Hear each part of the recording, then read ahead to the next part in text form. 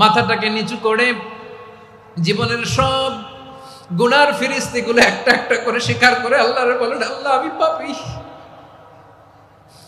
আল্লাহ আমার চেয়ে বড় পাপী এই দুনিয়াতে কেউ নাই। আমরা বলবো, আল্লাহ তুমি প্রশ্ন করার আগে তোমার একটা কথা বলি, আমারে কিছু জিজ্ঞেস করো না, আমি সব করেছি। এমন কোন পাপ নাই যে পাপ আমারে দিয়ে হয় নাই। তোমার রহমত দিয়ে তুমি জান্নাতে পাঠাবা, তোমার দয়ায় জান্নাতে যেতে চাই, আমল দিয়ে না। পারবেন বলতে? কিয়ামতের দিন আমরা বলবো, আল্লাহ আমার আমল দিয়ে জান্নাত চাই না, আমি তোমার দয়া দিয়ে জান্নাত চাই।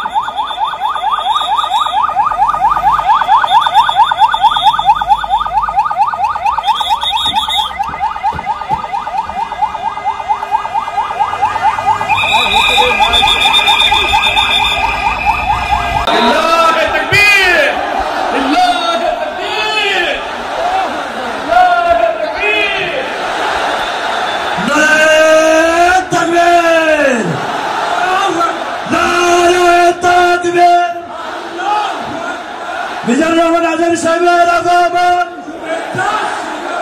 পটুয়াখালীর পক্ষ থেকে, ওয়েলফেয়ার ফাউন্ডেশনের পক্ষ থেকে, পরিষদের পক্ষ থেকে। আজকে আমরা যে টপিকটা নিয়ে আলোচনা করব সেটা হচ্ছে, আমরা যে জীবনে বিপদে পড়ি, আমরা বিপদে পড়লে আমাদেরকে উদ্ধার করে কে? আল্লাহ ছাড়া আমাদের বাঁচানোর কেউ আছে? উদ্ধার করার কেউ আছে? রক্ষা করার কেউ আছে? এজন্য বিপদে পড়লে আমরা চাইবো কার কাছে? আমাদের যাই দরকার হোক আমরা ফরিয়াদ করব কার কাছে? নাকি মাজারে যেয়ে চাবেন? মাজারে যেয়ে চাবেন? অনেকে তো মাজারে যেয়ে কপাল ঘষে, আছে না নাই? মাজারে যেয়ে সন্তান চায়, আছে? এই এলাকায় নাই। এই এলাকার লোকদের আকীদা খালেস আমি জানি। মাজারে যে কপাল ঘষে আর সন্তান চায়। আচ্ছা, মাজারে গেলে সন্তান পাওয়া যায়? আচ্ছা, মাজারে না গেলে যদি বাচ্চা না হতো, গরু ছাগলের যে বাচ্চা হয় ওরা কোন মাজারে মানত করে বলেন? কথা কি বুঝতেছেন? এই যে প্রতি বছর গরু ছাগল ভেড়া এগুলো যে বাচ্চা দেয়, এরা কোন মাজারে যে মানত করে? এজন্য চাইতে হবে একজনের কাছে, তিনি কে?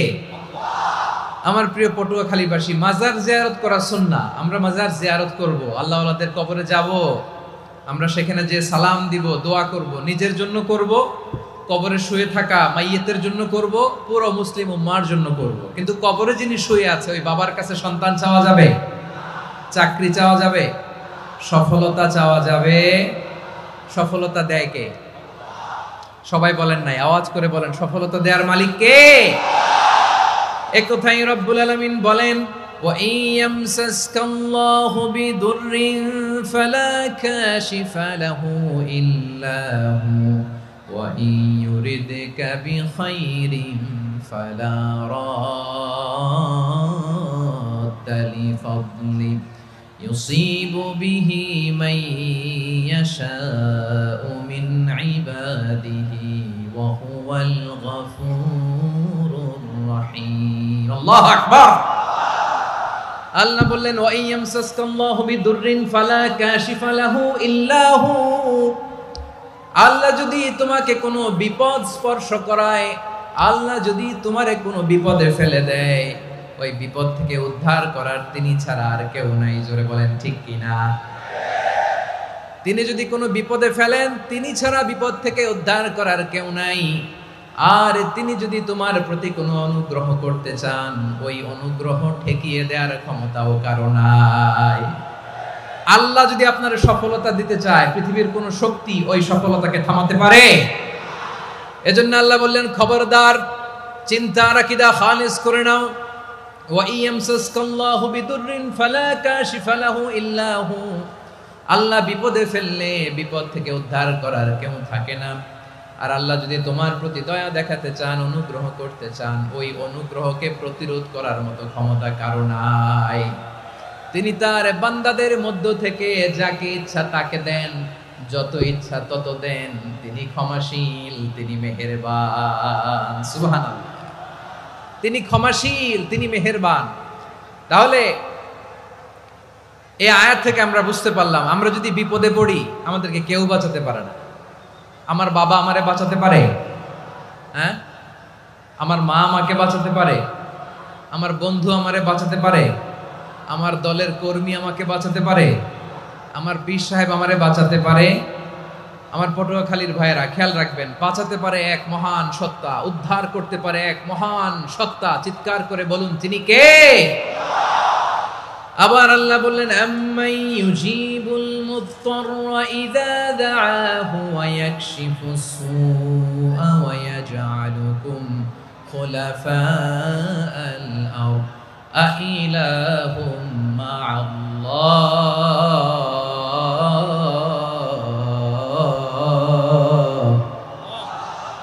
ক্বালিলাম মা তাযাক্কারুন। রব্বুল আলামিন বলেন, বিপদে পড়ে কাতর কণ্ঠে চিন্তাগ্রস্ত হয়ে যখন কেউ ফরিয়াদি হয়ে আল্লাহর ডাকে হাত তোলে, তখন এই ব্যক্তির ডাকে সাড়া দেয় কে? সবাই বলুন। কণ্ঠে বিপন্ন অবস্থায় আপনি যখন কেঁদে কেঁদে হাত তুলে আপনার দুঃখের কথা জানান, আপনি যখন ডাকেন তারে, তখন আপনার ডাকে সাড়া দেয় কে? আল্লাহ বলে, আমি সাড়া দেই।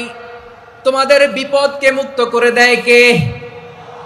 ওই আল্লাহর সাথে কোন উপাস্য আছে নাকি? কিন্তু খুব অল্প সংখ্যক লোকই তোমরা উপদেশ গ্রহণ করো। কথাটা কার? তাহলে বিপন্ন মানবতা যখন কাঁদে, মানুষ যখন বিপদে পড়ে নিরুপায় হয়ে ফরিয়াদ করে, তার ডাক শোনার কেউ নাই একজন ছাড়া। চিল্লায় বলেন তো, তিনি কে? এজন্য আমরা ফরিয়াদের হাত কার দিকে তুলব? প্রিয় পটুয়াখালী বলেন, ফরিয়াদের দুটো হাত আমরা কার দিকে তুলব? এবং খেয়াল রাখতে হবে, মাথার সাথে সেট করে নিতে হবে, আল্লাহ ছাড়া আমাকে উদ্ধার করার কেউ নাই। এই পৃথিবীতে কেউ আপন না। প্রিয় ভাইরা, বিপদে পড়লে বোঝা যায় কেউ আপন না। আপন শুধু একজন মহান সত্তা, তিনি কে? এটা কি আপনারা খেয়াল রাখতে পারবেন? হ্যাঁ, বিপদে আপদে কেউ আমাদের বাঁচাতে পারে না, তরাতে পারে না, মুক্তি দিতে পারে না, উদ্ধার করতে পারে না, একমাত্র আমার প্রভু ছাড়া, আল্লাহ ছাড়া। চিল্লায় বলেন ঠিক কিনা? এবং প্রিয় পটুয়াখালীর ভাইয়েরা, মাথার সাথে এটা সেট করে নিতে হবে যে আমাদের পুরো জীবনটাই পরীক্ষা। পুরো জীবনটাই কি? The life is a test. পুরো জীবনটাই পরীক্ষা। এই জীবনে বিপদ আসবে, আপদ আসবে, পরীক্ষা আসবে, সবার জীবনে এটা থাকে। এক একজনের পরীক্ষা এক এক রকম। আমার পরীক্ষা একরকম, মাসুদ ভাইয়ের পরীক্ষা একরকম, চৌধুরী সাহেবের পরীক্ষা একরকম, আপনার পরীক্ষা একরকম, উনার পরীক্ষা আবার আরেক রকম। পুরো পৃথিবীটাই পরীক্ষা ক্ষেত্র, সবাই পরীক্ষা দিচ্ছি, কিন্তু কারো পরীক্ষা প্রশ্নের সাথে কারোটার মিল নাই। সুবহানাল্লাহ পড়বেন না? পুরোটাই পরীক্ষা ক্ষেত্র, সবাই পরীক্ষার্থী, কিন্তু প্রশ্নপত্র একটার সাথে আরেকটা মিলে না। One doesn't match the other. একজনেরটার সাথে আরেকজনেরটা মিলে না। কাউকে আল্লাহ তাআলা ধনী বানিয়ে পরীক্ষা করেন। কি বানিয়ে? কথা কি বুঝতেছেন নাকি কষ্ট হচ্ছে? কষ্ট হচ্ছে আপনাদের? কাউকে আল্লাহ ধনী বানিয়ে পরীক্ষা করেন, আবার কাউকে আল্লাহ তাআলা গরিব বানিয়ে পরীক্ষা করেন, কাউকে আল্লাহ অসুস্থ বানিয়ে পরীক্ষা করেন। কেউ দেখবেন যে দুরারোগ্য ব্যাধিতে আক্রান্ত, ডাক্তার বলেছে আর সময় নাই, দুরারোগ্য ব্যাধি, ক্যান্সার, যার নেই কোনো অ্যান্সার, তার জন্য পরীক্ষা হচ্ছে এই রোগ। আরেক লোক দেখবেন তার আবার রোগ বালাই নাই, মাশাআল্লাহ, তাকে আল্লাহ তাআলা আর্থিক দৈন্যতা, দারিদ্রতা দিয়ে পরীক্ষা করছেন। এরকম আছে না নাই? টাকা পয়সা নাই, দিন আনে দিন খায়, যা আছে তাতে চলে না, এটা তার জন্য পরীক্ষা। আবার আরেক শ্রেণীর লোক দেখবেন তাকে আল্লাহ অসুস্থতাও দেয় নাই, দারিদ্রতাও দেয় নাই, তার দাম্পত্য জীবনের সমস্যা আছে না নাই? স্ত্রী কথা শোনে না, অথবা ছেলে মেয়ে কথা শোনে না। তাহলে পরীক্ষা সবার জীবনে আছে, এক একজনের পরীক্ষাটা এক এক রকম। আল্লাহ তাআলা দেখতে চায় যে এই পরীক্ষার সময় আমরা কিরকম রেসপন্স করি, how to deal with the test, কিভাবে এই বিপদ আপদ পরীক্ষাগুলোকে আমরা হ্যান্ডেল করব, ডিল করব। এটা হচ্ছে আজকের আলোচনার বিষয়। বুঝতে পেরেছেন সবাই আমার প্রিয় ভাইয়েরা? তাহলে পরীক্ষাময় আমাদের জীবন, বিপদ আপদ পরীক্ষা, এটা মানুষের পিছু ছাড়ে না। সবার জীবনে পরীক্ষা আছে। নবীদের জীবনেও পরীক্ষা ছিল। সাহাবারা জিজ্ঞেস করেছেন, ইয়া রাসূলুল্লাহ, আইয়ুন নাসি আশাদ্দু বালাআন ফিদ দুনিয়া, এই দুনিয়ার বুকে কাদের পরীক্ষা সবচেয়ে বেশি? বিশ্বনবী বলেছেন, আল আম্বিয়া। এই পৃথিবীতে সবচেয়ে বেশি পরীক্ষা আল্লাহ তাআলা নিয়ে থাকেন নবীদের। কাদের? নবীদের। সুম্মাল আমসাল ফাল আমসাল, এরপরে নবীদের পরের স্তরে যারা, তাদের পরীক্ষা। এরপরে তাদের পরের স্তরে যারা, তাদের পরীক্ষা। সিদ্দিকিনদের, শুহাদাদের, সলিহিনদের, আল্লাহওয়ালাদের। যার ঈমান যত মজবুত, তার জীবনে পরীক্ষাও তত বেশি। চিল্লায় বলেন ঠিক কিনা? তাহলে মুমিনরা, বিশ্বাসীরা, আমরা কি পরীক্ষা বিপদ আপদে ভয় পাই? হ্যাঁ, বিপদ দেখলে ভয় লাগে আপনাদের? ভয় লাগে? হ্যাঁ, না, মুমিনরা বিপদে ভয় পায় না, তারা হতাশ হয় না, সুবহানাল্লাহ, তারা নিরাশ হয় না। বিশ্বাসীরা হাল ছেড়ে দেয় না, তারা ভরসা রাখে একজনের উপর। চিল্লায় বলতে হবে তিনি কে? কারণ মুমিন জানে the grief isn't permanent, the test isn't permanent, the struggle in our life isn't permanent. আমাদের জীবনের দুঃখ, কষ্ট, স্ট্রাগল, এগুলো পার্মানেন্ট নয়। After every difficulties there is an ease. সব কষ্টের পরেই একটা সুখ আছে না নাই? রব্বুল আলামিন বলেন, ফা ইন্না মাআল উসরি ইউসরা, ইন্না মাআল উসরি ইউসরা, ভয় পেও না, চিন্তা করো না, কষ্টের সাথেই আমি রেখে দিয়েছি স্বস্তি। সুবহানাল্লাহ বলেন। মুমিন জীবনে বিপদ যত বেশি, কষ্ট যত বেশি, তার সামনে সফলতা তার চেয়েও বেশি। ঠিক কিনা বলেন? কারণ বিশ্বাসীরা জানে রাত্রি যত গভীর হয়, সুবহে সাদিকের সময় তত আগাতে থাকে। গর্ভবতী নারীর পেটের ব্যথা যত বাড়তে থাকে, ঘরে নতুন মেহমান আগমনের সময় ঘনাতে থাকে। মুমিনদের উপর বিপদ, অত্যাচার, আপদ, পরীক্ষা যত বাড়তে থাকে, কালেমার পতাকা উড্ডয়নের সময় কাছে আসতে থাকে। বিশ্বাসীদের এগুলো হিসাব মিলানো অনেক আগে, এগুলো অনেক আগে হিসাব মিলানো। দুঃখের আধার শেষে সুখের আলো মিটি মিটি হাসে। চিল্লায় বলেন ঠিক কিনা? দুঃখ যত বেশি, পরীক্ষা যত বেশি, কষ্ট যত বেশি, সুখের সময় তত কাছাকাছি চিল্লায় বলতে হবে, ঠিক কিনা? এজন্য মুমিন জীবনে পরীক্ষা বেশি, মুমিনদের হতাশা নাই, মুমিনরা নিরাশ হয় না, হতাশ হয় কাফিররা। মুমিনরা কখনো হাল ছেড়ে দেয় না, মুমিনরা ভরসা রাখে একজনের উপর, তিনি কে? তাহলে আমার প্রিয় পটুয়াখালীবাসী, বিপদ থাকবে, পরীক্ষা থাকবে, এই বিপদ থেকে আমাদেরকে উদ্ধার করবেন একজন, তিনি কে? আমরা শুধু আল্লাহর উপরই ভরসা রাখবো। রাজি আছেন তো? চাইবো একজন সত্তার কাছে, আওয়াজ করে বলুন, তিনি কে? একজন সত্তার কাছে চাইবে। বিশ্বনবী ওনার চাচাতো ভাই আব্দুল্লাহ ইবনে আব্বাস রাদিয়াল্লাহু তাআলা আনহুকে বললেন, ইয়া আব্দুল্লাহ ইবনে আব্বাস, হে আব্দুল্লাহ ইবনে আব্বাস, ইদা সাআলতা ফাসআলিল্লাহ, যখন চাইবে আল্লাহর কাছে যাও। ও আব্দুল্লাহ, যখন চাইবা আল্লাহর কাছে চাও। ওয়া ইদা ইসতাআনতা ফাসতাইন বিল্লাহ, যখন সাহায্য চাইবা আল্লাহর কাছে ফরিয়াদ করো। জেনে রেখো ও আব্দুল্লাহ, ওয়া'লাম আন্নাল উম্মাতা লাউ ইজতামাআত আলা আন ইয়ানফাউকা বিশাইইন লাম ইয়ানফাউকা ইল্লা বিশাইইন ক্বাদ কাতাবাহু আল্লাহু লাক। ও আব্দুল্লাহ, জেনে রেখো, মনে রেখো, গোটা বিশ্বের সবাই মিলে যদি তোমার উপকার করতে চায় ততটুকুই তারা করতে পারবে যতটুকু আল্লাহ তোমার নসিবে সেটা লিখে রেখেছে, ঠিক কিনা বলেন? আর যদি গোটা বিশ্বের সবাই মিলে তোমার বিরুদ্ধে কনস্পাইরেসি করে, ষড়যন্ত্র করে, গোটা বিশ্বের সবাই মিলেও যদি তোমার ক্ষতি করতে চায় ততটুকুই শুধু পারবে যেটা আল্লাহ তোমার জন্য বরাদ্দ রেখেছে। যতটুকু আল্লাহ তাআলা তোমার জন্য বরাদ্দ রেখেছে অতটুকুই ক্ষতি করতে পারবে, আর এক চুল বেশিও করতে পারবে না, কমও করতে পারবে না। চিল্লায় বলেন, ঠিক কিনা? এজন্য আমরা চাইবো কার কাছে? সবাই বলেন নাই, আওয়াজ করে বলেন, কার কাছে? সব সময় আমরা আল্লাহর কাছে চাইবো, বিপদে আপদে, সুখে দুঃখে, সচ্ছল অবস্থায় অসচ্ছল অবস্থায়, পরাজয়ের সময় বিজয়ের সময়, সব সময় আমরা ভরসা রাখবো কার উপর? সবাই বলুন। একদল লোক আছে যারা বিপদে পড়লে আল্লাহরে ডাকে, আছে না নাই? পটুয়াখালীতে মাশাআল্লাহ নাই। বিপদ আসলে আল্লাহরে ডাকে, বিপদ নাই আল্লাহও নাই। বিপদে পড়লে নামাজ পড়ে, বিপদও নাই নামাজও নাই। বিপদে পড়লে জিকির করে, বিপদ যখন চলে যায় ওদের জিকিরও বন্ধ হয়ে যায়। এরকম আছে না নাই? কিছু লোক দেখবেন পরীক্ষা আসলে নামাজ পড়ে, আছে আছে? জেনজি আওয়াজ করো, এরকম আছে? এই কমন পড়ে গেছে, কমন পড়ছে। দেখবেন পরীক্ষার সময় নামাজ পড়ে, পরীক্ষাও নাই নামাজও আছে। এরকম কিছু লোক আছে অসুস্থ হলে আল্লাহরে বড্ড ভালোবাসে, আল্লাহরে খুব ডাকে।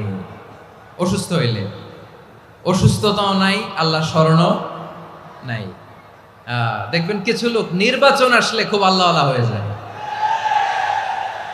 তখন দেখবেন মাথার মধ্যে হেজাব লাগায়, পাঞ্জাবি লাগায়, আল্লাহওয়ালা হয়ে যায়। নির্বাচনও নাই, এরপরে আল্লাহর কথাও নাই। আছে না নাই? না, এরকম হওয়া যাবে না। সব সময় আমরা আল্লাহরে ডাকবো, বিপদে আপদে সব সময় ভরসা রাখবো আমরা একজনের উপর। আওয়াজ করে বলেন, তিনি কে?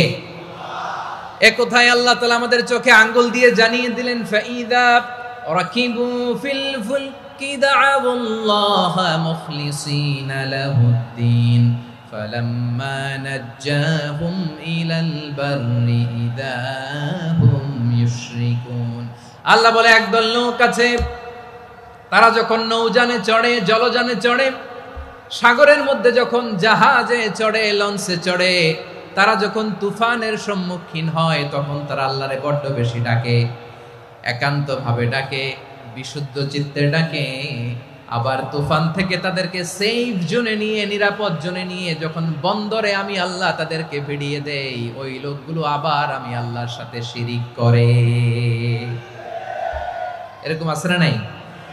জাহাজে উঠছে, সাগরের মাঝখানে তুফান, ওই সময় দেখবেন আল্লাহ কারে কয়। এই কথা তো আপনাদেরকে বোঝানো সহজ, আপনারা তো নদীর দেশের মানুষ। লঞ্চে চড়েন নাই কারা কারা? দেখি, লঞ্চে চড়ছেন? হ্যাঁ,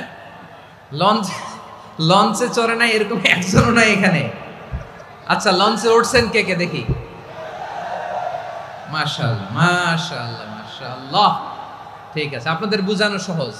আচ্ছা, লঞ্চে উঠে তুফানের সম্মুখীন হয়েছেন, জলোচ্ছ্বাস সবাই, মাশাআল্লাহ। তো এই ওয়াজ তো আপনাদের মুখস্থ, ঠিক কিনা বলেন? আমার বলার দরকার নাই, বলেন।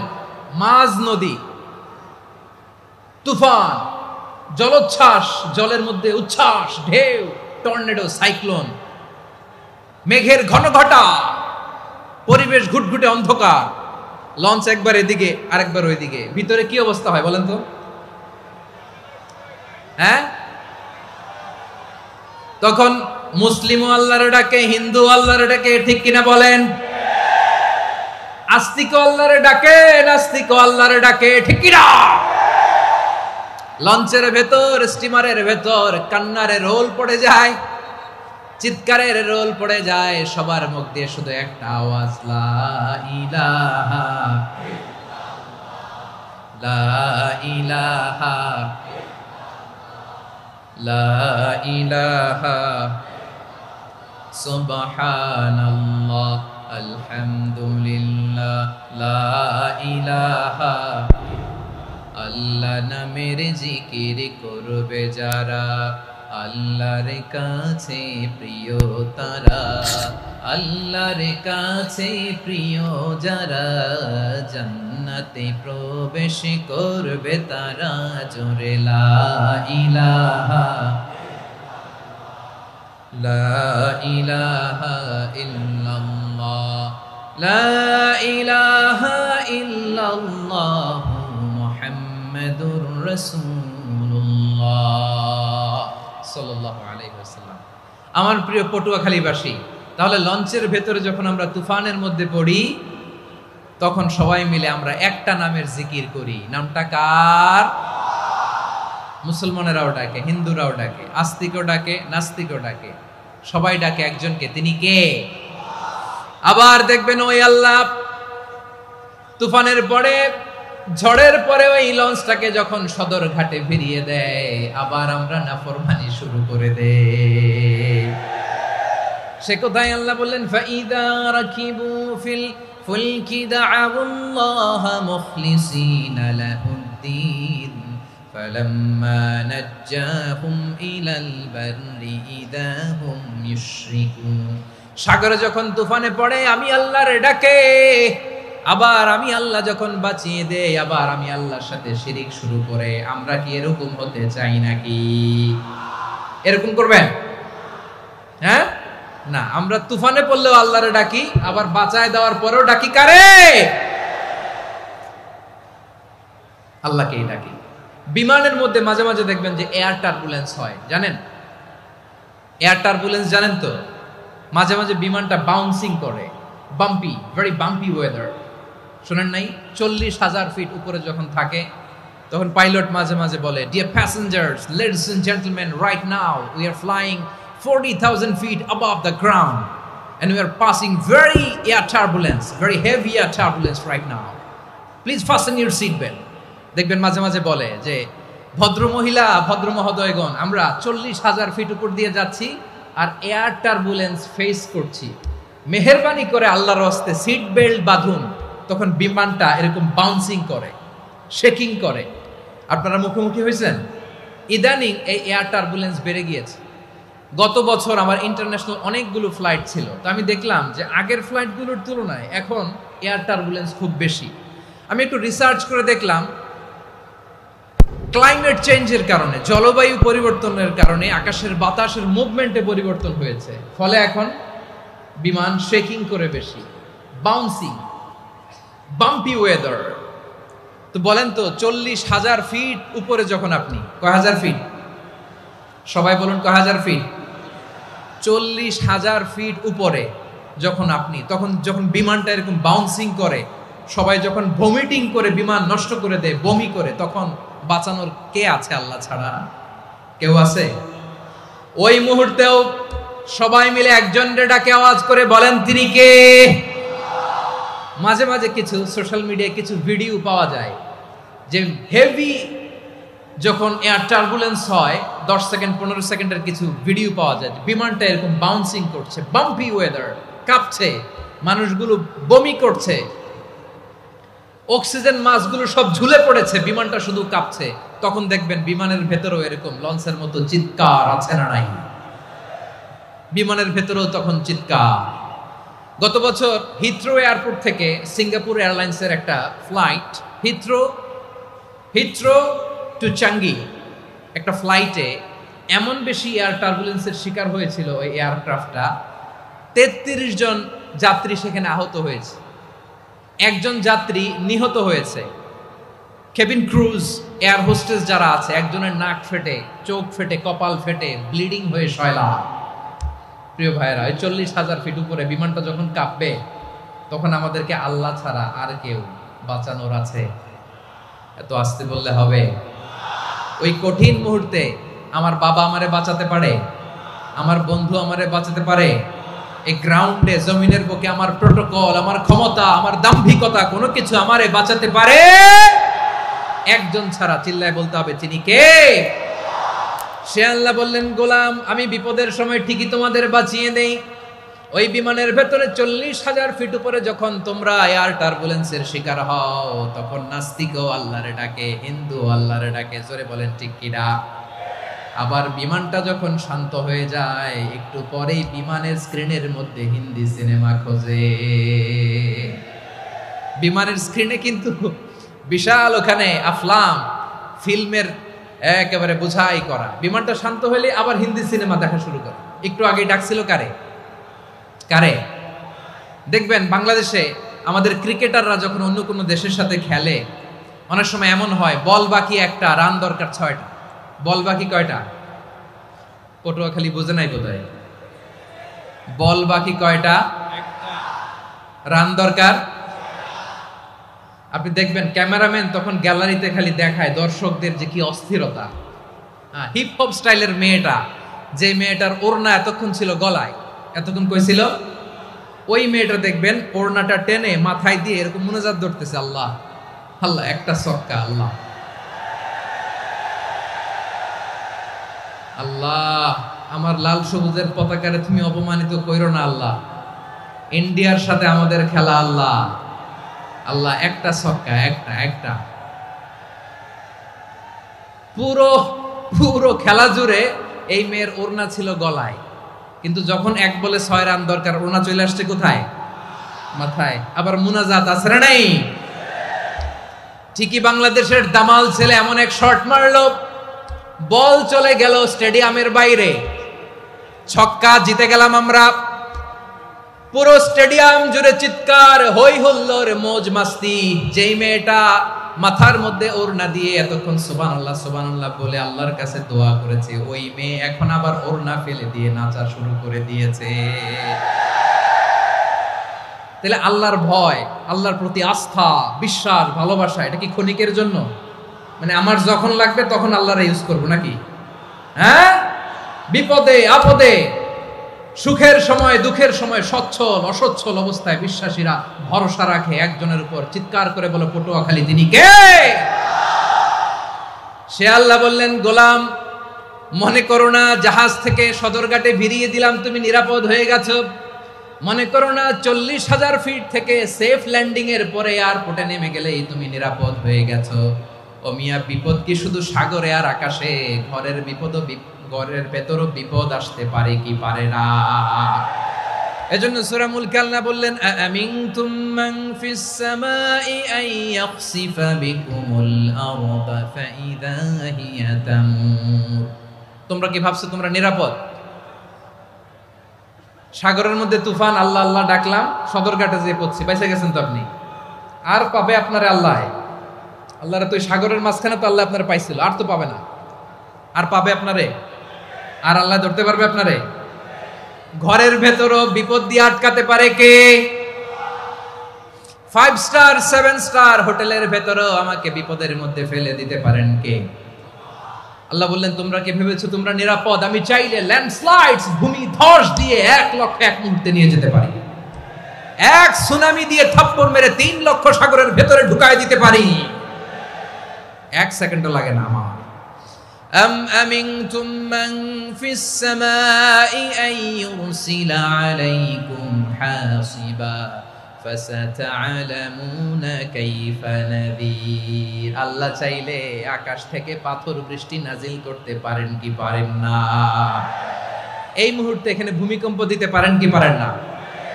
আচ্ছা, ভূমিকম্প যখন হয় আমাদের কারো হুঁশ থাকে? আপনি মনে করছেন আমরা সাধারণ মানুষ, আমরা দৌড় দেই, আর প্রেসিডেন্ট প্রধানমন্ত্রী ওনারা বুঝি খাটে শুয়ে থাকে? কথা বুঝে নাই বোধহয়। ভূমিকম্প, আর্থকোয়েক যদি হয়, বাঁচার জন্য আমরা কি করি? হয় খাটের তলায়, ডাইনিং টেবিলের নিচে, উপরে শক্ত কিছু আছে এটার নিচে, অথবা ঘর থুইয়া দেও দৌড়। তো প্রধানমন্ত্রী উনি কি করে? প্রেসিডেন্ট উনি কি করে? হ্যাঁ, উনি খাটের মধ্যে যে শুয়ে থাকে নাকি? উনিও দৌড়, সাধারণ মানুষও দৌড়, প্রধানমন্ত্রীও দৌড়, বাড়িওয়ালাও দৌড়, ভাড়াটিয়াও দৌড়, সবাই দৌড়। নাকি ভাড়াটিয়ারা বাড়ি থুইয়া দৌড়, বাড়িওয়ালারা আর বেরোয় না? এরকম না। তাহলে যে কোনো মুহূর্তে ভূমিকম্প দিয়ে নাস্তানাবুদ করতে পারে কে? আমার প্রিয় ভাইয়েরা, আমরা নিরাপদ নই, আমরা তার দয়ায় বেঁচে আছি। কার দয়ায়? এজন্য আল্লাহ বললেন, গোলাম, যে কোনো মুহূর্তে বিপদ দিয়ে তোমাদেরকে নাস্তানাবুদ করতে পারি। বিশ্বাসী বলে যদি নিজেকে দাবি করো, সব সময় ডাকতে হবে একজন সত্তাকে। বলেন তিনি কে? এই কথা ক্লিয়ার? এই সবগুলো উদাহরণ শেষে সবার কাছে ক্লিয়ার হয়েছে না যে বিপদ থেকে, আপদ থেকে, পরীক্ষা থেকে, ক্যালামিটি থেকে আমাদেরকে কেউ বাঁচাতে পারে না একজন সত্তা ছাড়া। আবারও বলেন তো তিনি কে? ক্লিয়ার? হ্যাঁ, সবাই বুঝতে পারছেন? আচ্ছা, এবার আমরা দেখি বিষ্ণু ইসা ইসলামের জীবনে বিপদ আপদ ছিল কিনা। উনি বিপদ আসলে কিভাবে ডিল করতেন, বিপদ আসলে কোন দোয়া পড়তে হয়, কিভাবে ফরিয়াদের হাত উত্তোলন করতে হয়, কিভাবে রবের দরবারে নতজানু হয়ে ফরিয়াদ করতে হয়, এটা জানার দরকার আছে না নাই? আসুন আমরা বিশ্বনবীর জীবনী থেকে দেখি বিপদ আসলে উনি কি করতেন। বিপদ আসলেই প্রথমে বিশ্বনবী সাল্লাল্লাহু আলাইহি ওয়াসাল্লাম একটা দোয়া পড়তেন। কি পড়তেন?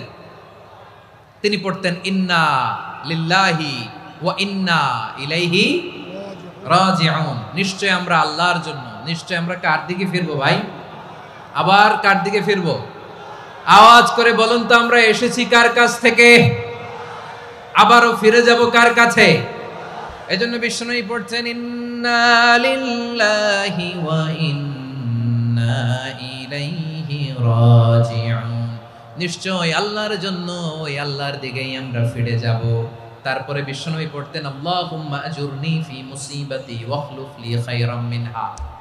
একসাথে প্রথমে পড়তেন ইন্না লিল্লাহি ওয়া ইন্না ইলাইহি রাজিউন, তারপর পড়তেন আল্লাহুম্মা আজুরনি ফি মুসিবাতি ওয়াখলুফ লি খায়রাম মিনহা। মানে আল্লাহ, এই যে আমি বিপদে ধৈর্য ধারণ করলাম, এটার সব তুমি আমারে দাও, আর যেটা হারালাম এর চেয়ে ভালো কিছু দিয়ে মেকআপ করে দিও, ভালো কিছু দিয়ে বদল করে দিও। সুবহানাল্লাহ পড়েন।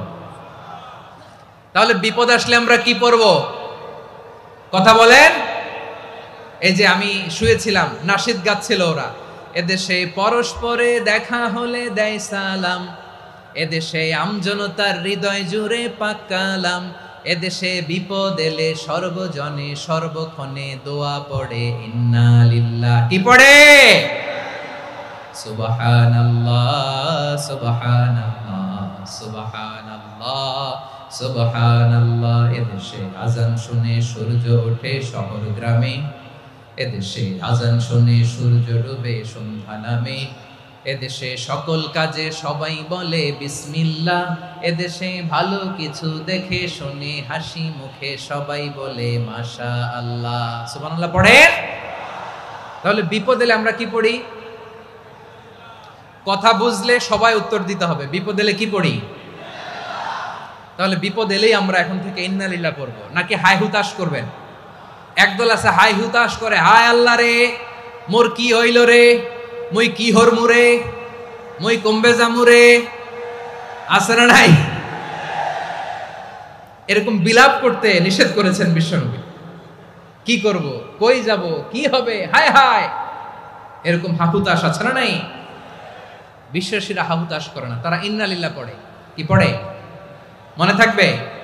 আমরা পড়বো ইন্না লিল্লাহি ওয়া ইন্না ইলাইহি রাজিউন। নিশ্চয়ই আমরা আল্লাহর জন্য, আমরা আল্লাহর দিকেই ফিরে যাব।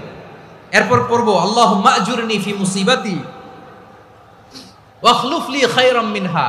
আল্লাহ, আমি যে বিপদে ধৈর্য ধারণ করলাম এটার সওয়াব দিও, আর যা হারালাম তার চেয়ে ভালো কিছু দিয়ে বদল করে দিও। সুবহানাল্লাহ পড়েন।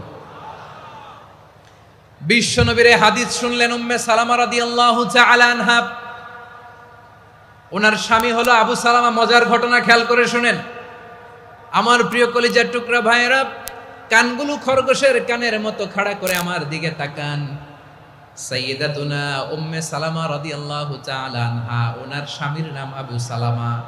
শ্রেষ্ঠ দম্পতি, শ্রেষ্ঠ ফ্যামিলি। প্রথমে হিজরত করেছিলেন হাবাসায়, পরে হিজরত করেছেন মদিনায়। উহুদ যুদ্ধের পরে ওনার স্বামী আবু সালামা ইন্তেকাল করলো, শহীদ হলো। সুবহানাল্লাহ পড়েন। যখন আবু সালামা ইন্তেকাল করলো, উম্মে সালামা রাদিয়াল্লাহু তাআলা আনহা কেঁদে কেঁদে হয়রান। আর নবীর শিখানো বাণী অনুযায়ী তিনি বারবার পড়ছিলেন ইন্না লিল্লাহ। কি পড়ছিলেন? জামু কি হরমু এগুলো বলে নাই, কি বলছে? ইন্না লিল্লাহ। যেহেতু বিশ্বনবী বলেছেন কেউ যদি বিপদের প্রথম ধাক্কায় পড়ে ইন্না লিল্লাহি ওয়া ইন্না ইলাইহি রাজিউন, আল্লাহুম্মা আজুরনি ফি মুসিবাতি ওয়া আখলুফ লি খায়রাম মিনহা, তাহলে এই বিপদে যে সে যা হারালো তার চেয়ে শ্রেষ্ঠ কিছু দিয়ে আল্লাহ তার বদল দিয়ে দিবে। এই হাদিস শুনে উম্মে সালামা রাদিয়াল্লাহু তাআলা আনহা ওনার প্রাণ প্রিয় স্বামী আবু সালামার ইন্তেকালের পরে চোখের পানি ছাড়ে আর পড়ে ইন্না লিল্লাহি ওয়া ইন্না ইলাইহি রাজিউন, আল্লাহুম্মা আজুরনি ফি মুসিবাতি ওয়া আখলুফ লি খায়রাম মিনহা। বারবার এই দোয়া পড়ে চোখের পানি ছাড়ে, এই দোয়া পড়ে চোখের পানি ছাড়ে।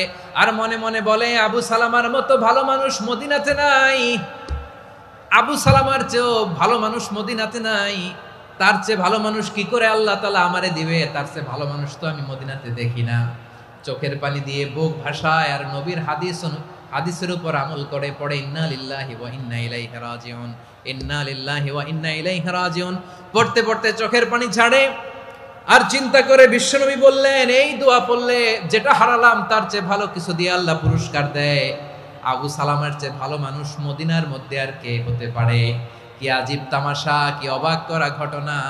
কিছুদিন পরে দেখা গেল সাইয়্যিদুল মুরসালিন রাহমাতাল লিল আলামিন স্বয়ং বিশ্ব নবী উম্মে সালামাকে বিয়ের প্রস্তাব পাঠিয়েছে।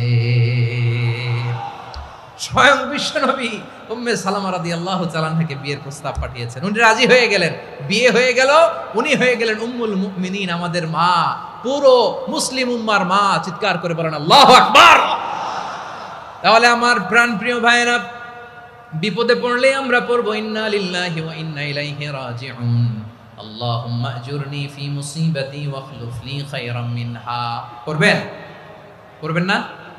যারা যারা বিপদ আসলে এই দোয়াটা পড়বেন এখন থেকে আওয়াজ করে ইনশাআল্লাহ বলেন। যা হারাইছেন তার চেয়ে শ্রেষ্ঠ জিনিস দিয়ে বদলা দিবে কে? বিশ্বাস হয়? একটু সন্দেহ লাগে মনে হয়, একটু সন্দেহ আছে? যাদের বিশ্বাস হবে তাদের কি আল্লাহ উত্তম বদলা দিবে, ঠিক কিনা বলেন? তাহলে বিপদে পড়লেই প্রথমে আমরা এটা পড়ব। দোয়াগুলো যদি এখন মুখস্থ না হয়, এই যে রেকর্ডিং হচ্ছে, পেয়ে যাবেন, কালকেই পেয়ে যাবেন। শুনে শুনে মুখস্থ করবেন। আমার মায়েরা, আমার বোনেরা, আপনাদের জন্য 3টি মাঠের অ্যারেঞ্জমেন্ট করা হয়েছে, আমি জানি। আপনারাও এই দোয়াগুলো পড়বেন, আপনার স্বামীকে শেখাবেন, সন্তানকে শেখাবেন, আপনার পুরো পরিবারটাকে জান্নাতের টুকরো বানিয়ে দিবে কে? তাহলে বিপদ আসলে প্রথমে কি পড়তে হবে এটা জেনে গেলাম।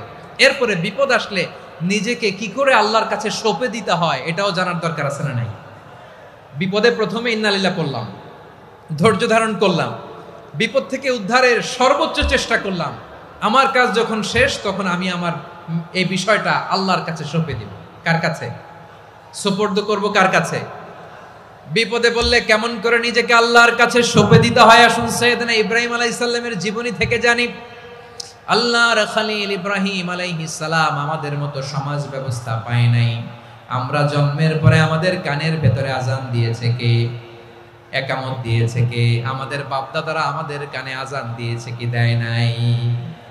আমাদের জন্মের পরেই তো আজান, একামত, বাড়ির পাশে মসজিদ, প্রতিদিন আজান, জুমার খুতবা, প্রতি মাসে মাসে তাফসিরুল কোরআন মাহফিল, মসজিদ, মিনারা, অভাব নাই, ঠিক কিনা বলেন? আপনি যেই সুন্দর ইসলামিক এনভায়রনমেন্ট পেয়েছেন, আমাদের ইব্রাহিম খলিল উনিও কি এরকম পেয়েছিলেন? হ্যাঁ, উনি জন্মের পর পরে ওনার কানে আজান দিছে কেউ? আমার প্রিয় ভাইরা, আগা গোড়া একটা শিরকি পরিবেশ উনি জন্মগ্রহণ করেছেন। উনি ছাড়া ওই তল্লাটে একজনও আল্লাহর উপর বিশ্বাসী নাই। কল্পনা করতে পারেন? গোটা তল্লাটে গোটা দেশে বিশ্বাসী মুমিন আল্লাহর উপর বিশ্বাস স্থাপনকারী কয়জন? সবাই বলেন কয়জন? বাকি সব মুশরিক। বাকি সব মুশরিক নিজের সাথে নিজে শক্ত বোঝাপড়া করে, অ্যানালজি করে, সেলফ কনভারসেশন করে উনি মহা সত্যের সন্ধান পেয়েছে। উনি আকাশের তারা দেখে ভাবে মনে হয় এটাই আমার খোদা, পরে দেখে তারা নাই, মনে মনে বলে না তাইলে এটা না। আবার চাঁদ দেখে বলে চাঁদটা বড় মায়া লাগে, মনে হয় এটাই আমার রব, পরে দেখে চাঁদও নাই, কয় না এটা না। এরপরে দ্বিপ্রহরের জলজলে সূর্যটা খাঁ খাঁ করে গোটা পৃথিবীটারে রৌদ্র দিয়ে তাতিয়ে রাখে। তিনি ভাবলেন মনে হয় এটাই আমার রব, কারণ এটাই তো সবচেয়ে বড়। কিন্তু বিকেল বেলা ওই সূর্যটাও যখন চলে যায়, সাইয়েদনা ইব্রাহিম বলে না এটাও তো নাই, আমার খোদা যদি আমারে ছেড়ে চলে যায়, বিপদে পড়লে আমারে উদ্ধার করবে কে? এভাবে নিজের সাথে অ্যানালজি, সেলফ কনভারসেশন করতে করতে করতে তিনি মহা সত্যের সন্ধান পেয়েছেন। সুবহানাল্লাহ পড়েন। সব শেষে তিনি ডিসিশন নিয়ে ঘোষণা দিলেন, ইন্নী ওয়াজ্জাহাতু ওয়াজহিয়া লিল্লাযী ফাতারাস সামাওয়াতি ওয়াল আরদা হানিফান ওয়া মা আনা মিনাল মুশরিকিন। নিশ্চয় আমি এমন সত্তার দিকে মনোনিবেশ করলাম, মুখাপেক্ষী হলাম, যিনি আকাশ বানিয়েছেন, জমিন বানিয়েছেন, আমি মুশরিক নই। সুবহানাল্লাহ। পারতেন? আপনি পারতেন? কেউ নাই, লক্ষ লক্ষ মুশরিক, আপনি একা। ওনার মতো এরকম বিচক্ষণতা দিয়ে আল্লাহরে খুঁজে পাইতে পারতেন আপনি? কি নবী ছিল, আল্লাহকে খুঁজে পেয়েছে। যখন আল্লাহর ইবাদত শুরু করলো, এই কথা ছড়ায় পড়লো চারদিকে। নমরুদ সাইয়েদনা ইব্রাহিমকে ডেকে পাঠালেন। নমরুদ বলে, ইব্রাহিম তুমি নাকি মূর্তির পূজা না করে কোন নতুন রবের ইবাদত করো, কে তোমার রব? সাইয়েদনা ইব্রাহিম বললেন, রব্বি আল্লাযী ইউহয়ী ওয়া ইউমীত, আমি এমন রবের ইবাদত করি যিনি জীবন দেন, যিনি মৃত্যু দেন। নমরুদ বলে, তাই নাকি? তোমার রব জীবন দেয় মৃত্যু দেয়, আর এটা তো আমি দেই, আমিও তো জীবন দেই, আমিও তো মৃত্যু দেই। সাইয়েদনা ইব্রাহিম বললেন, কেমন করে তুমি জীবন দাও মৃত্যু দাও, একটু দেখাও তো। নমরুদ জেলখানা থেকে দুজন কয়েদিকে ডেকে আনলো, কয়েদি এনে অর্ডার করলো, একটাকে এখনই শিরোচ্ছেদ, হেড অফ, ডেথ পেনাল্টি, মৃত্যুদণ্ড দেয়া হলো, ফিনকি দিয়ে রক্ত বেরোলো। নমরুদ বলে, দেখো দুজনকে ধরে আনলাম, একজন কয়েদিকে দিলাম ডেথ পেনাল্টি, মৃত্যুদণ্ড, ওরে মৃত্যু দিলাম। আরেকজন যে দাঁড়িয়ে আছে, চাইলে ওরেও আমি মৃত্যুদণ্ড দিতে পারি, কিন্তু না, ওরে আমি দিব না, ওরে আমি বাঁচাইয়া দিলাম, ছেড়ে দিলাম, মানে জীবন দিলাম। দেখো ইব্রাহিম, তোমার চোখের সামনে একজনরে মৃত্যু দিলাম, আর একজনরে জীবন দিলাম। আপাত দৃষ্টিতে তাই তো, একজনরে তো জীবন দিল, আরেকজনরে মৃত্যু দিল। সাইয়েদনা ইব্রাহিম এবার বিপাকে পড়ে গেলেন। কিন্তু এক একজন নবীকে আল্লাহ এমন উইজডম বিচক্ষণতা দিয়ে এই জমিনে পাঠিয়েছেন, মুহূর্তের মধ্যে আল্লাহর খলিল ইব্রাহিম বললেন, ফাইন্নাল্লাহা ইয়াতি বিশ-শামসি মিনাল মাশরিকি ফাতি বিহা মিনাল মাগরিব ফাবুহিতাল্লাযী কাফার। আল্লাহর খলিল ইব্রাহিম বললেন, নমরুদ বুঝলাম তুমি জীবন দাও মৃত্যু দাও দেখলাম, কিন্তু আমার রব, আমার আল্লাহ প্রতিদিন সকালবেলা উষা লগ্নে ওই পূর্ব দিগন্ত থেকে সূর্যটাকে উদিত করেন, সাঁঝের বেলা, বিকেল বেলা, কুধুরি লগ্নে, সন্ধ্যা বেলা ওই দ্বিপ্রহরের জল জলে সূর্যটাকে পশ্চিম দিগন্তে ডুবিয়ে দেন। মানে সকালবেলা পূর্ব দিক থেকে উদিত করা সূর্যটাকে পশ্চিম দিকে বিকেলে তিনি ডুবিয়ে দেন। তুমি যদি পারো ওই সূর্যটাকে পশ্চিম দিক থেকে উদিত করে পূর্ব দিকে ডুবিয়ে দাও। সুবহানাল্লাহ পড়বেন না? দেখেন, ইনস্ট্যান্ট ইন্টেলেক্ট, মুহূর্তে বিচক্ষণতা, উইজডম কাকে বলে? নমরুদ পারবে? নমরুদের বাপ পারবে? ওর দাদা, ওর 14 গোষ্ঠী, গোটা বিশ্বের সব ক্ষমতাধর রাষ্ট্রনায়করা একসাথে হলে পারবে? ফাবুহিতাল্লাযী কাফার পারে নাই, ব্যর্থ হয়েছে। এবার তেলে বেগুনে জ্বলে উঠেছে, রেগে মেগে আগুন বলে, ফালকুহু ফিল জাহিম, ওর সাথে তর্ক নাই, না পেরে এবার এটারে আগুনে ফেলা। বিশাল বিশাল গাছ কেটে লাকড়ি এনে আগুনের কুণ্ডলি বানানো হলো, দাও দাও দাও দাও করে আগুন জ্বলে। আল্লাহর খলিল ইব্রাহিমকে আগুনে নিক্ষেপ করা হবে। আল্লাহর খলিল সাইয়েদনা ইব্রাহিমের হাতের মধ্যে রশি দিয়ে টাইট করে বাঁধা হলো, পায়ের মধ্যেও টাইট করে রশি দিয়ে বাঁধা হলো। আল্লাহর খলিল ইব্রাহিমকে আগুনের কুণ্ডলীর মধ্যে ফেলা হবে। ও মিয়া, আপনি যে বিপদের কারণে ভয় পান, হতাশ হন, এটা কোনো বিপদ ওনার বিপদের সামনে? পটুয়াখালী আওয়াজ করে বলুন, সাইয়েদনা খলিল ইব্রাহিমের বিপদের সামনে আমাদের বিপদগুলো কোনো বিপদ? এটা কোনো বিপদই না, এটা কোনো বিপদই না। হাত পা বেঁধে টাইট করে নিক্ষেপ করা হবে, সিম্পলি ফেলা যাবে না, কারণ দাও দাও করে দ্য ব্লেজিং ফায়ার, এমন আগুনের কুণ্ডলী, কাছে যাওয়া যায় না, আগুনের উত্তাপে নিক্ষেপ করা হবে। হাতে রশি বেঁধে পায়ে রশি বেঁধে আল্লাহর খলিল ইব্রাহিম আলাইহিস সালামকে আগুনের মধ্যে নিক্ষেপ করা হবে। আহা, এটার বলে অগ্নি পরীক্ষা। উনি অগ্নি পরীক্ষার সম্মুখীন হয়েছিলেন, এজন্য কঠিন পরীক্ষাকে আমরা অগ্নি পরীক্ষার সাথে তুলনা করি, ঠিক কিনা? সাইয়েদনা জিবরাইল এসে বললেন, ও আল্লাহর খলিল, ওরা তো আপনার হাতও বেঁধে ফেললো, পাও বেঁধে ফেললো, নড়াচড়ার সুযোগ নাই, বলেন আমি জিবরিল ফেরেশতা আপনার জন্য কি করতে পারি? আল্লাহর খলিল ইব্রাহিম বলেন, ও জিবরাইল, তোমার কাছে আমার কোনো চাওয়া পাওয়া নাই। সুবহানাল্লাহ বলেন। তোমার কাছে বলার কিছু নাই, তোমার সাহায্যের আমার দরকার নাই। সাইয়েদনা ইব্রাহিম আলাইহিস সালামকে হাতে পায়ে রশি বেঁধে হাত পা বাঁধা অবস্থায় জ্বলন্ত অগ্নিকুণ্ডে যখন নমরুদের দলবল নিক্ষেপ করবে, আল্লাহর খলিল কিভাবে নিজেকে আল্লাহর কাছে সঁপে দিয়েছেন, পটুয়াখালীর ভাইরা খেয়াল করে শুনুন। হাত পা বেঁধে আল্লাহর খলিলকে যখন নিক্ষেপ করা হবে, তিনি মুখ ফুটে বলে ফেললেন, হাসবুনাল্লাহু ওয়া নি'মাল ওয়াকিল। হাসবুনাল্লাহু ওয়া নি'মাল ওয়াকিল, আমার জন্য আল্লাহই যথেষ্ট, আমার জন্য আল্লাহই যথেষ্ট। তিনি আমার সবচেয়ে বড় গার্ডিয়ান, তিনি আমার সবচেয়ে বড় অভিভাবক। জিব্রাইলের সাহায্যে অফারকে ফিরিয়ে দিলেন, দুনিয়ার বুকে কারো কাছে কিছু বলেন নাই, মুখ ফুটে বলেছেন হাসবুনাল্লাহ। ও আমার পটুয়াখালীর প্রাণের ভাইয়েরা, খেয়াল রাখবেন, কোন বান্দা তার হাতে থাকা সব চেষ্টাটুকুন করার পরে মুখ ফসকে মুখ দিয়ে যখন বলে ফেলে হাসবুনাল্লাহ, বান্দা যখন হাসবুনাল্লাহ বলে ফেলে, ওই ব্যাপারটা ডিল করার দায়িত্ব স্বয়ং আল্লাহ আরশের উপর থেকে নিয়ে নেয়। আপনি যখন বলে ফেলবেন হাসবুনাল্লাহ, এটা ডিলিং করবে কে তখন? চিল্লায় বলেন না, তিনি কে? বান্দা তার সাধ্যের সবটুকু চেষ্টার পরে নতজানু হয়ে যখন বলবে হাসবুনাল্লাহ, আল্লাহ তুমি আমার জন্য যথেষ্ট, নি'মাল ওয়াকিল, তুমি আমার শ্রেষ্ঠ অভিভাবক, তখন তার কি দরকার না দরকার এটা ডিল করে স্বয়ং আল্লাহ। নিক্ষেপ করা হলো সাইয়েদনা ইব্রাহিমকে অগ্নিকুণ্ডলিতে।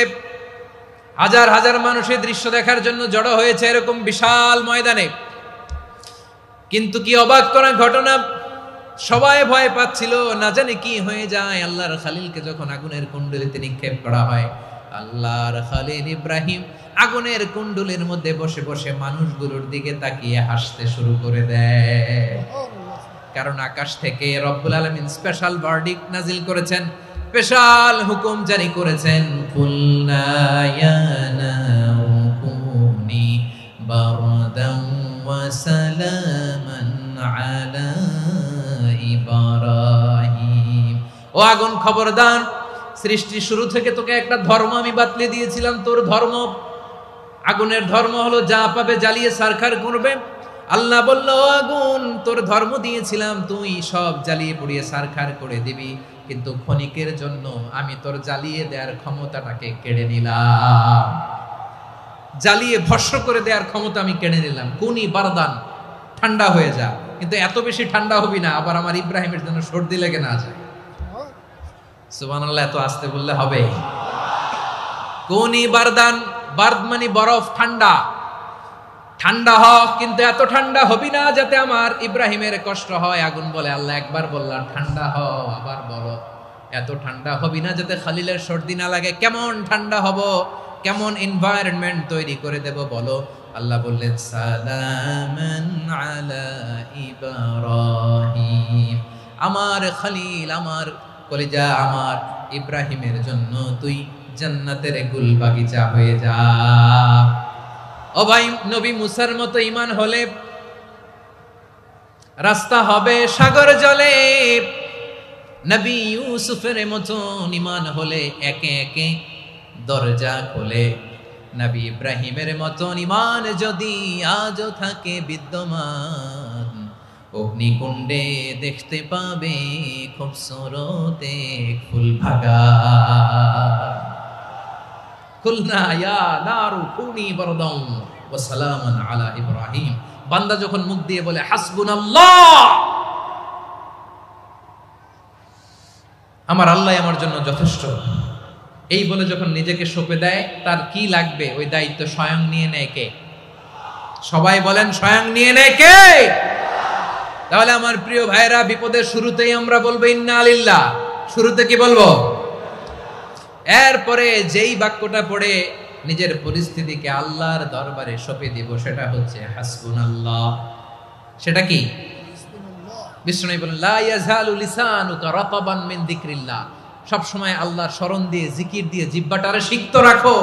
আর শয়তানু জাসিমুন আলা কলবি ইবনে আদম, শয়তান বনি আদমের কলবে খামচি মেরে বসে থাকে।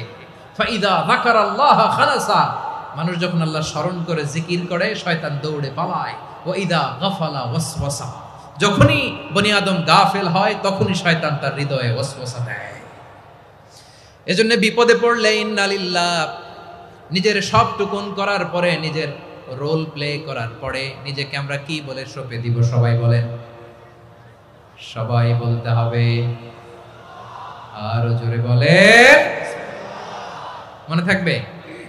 বিপদে পড়লে প্রথমে ইন্না লিল্লাহ, এরপরে নিজেকে যখন সঁপে দিব তখন হাসবুনাল্লাহ।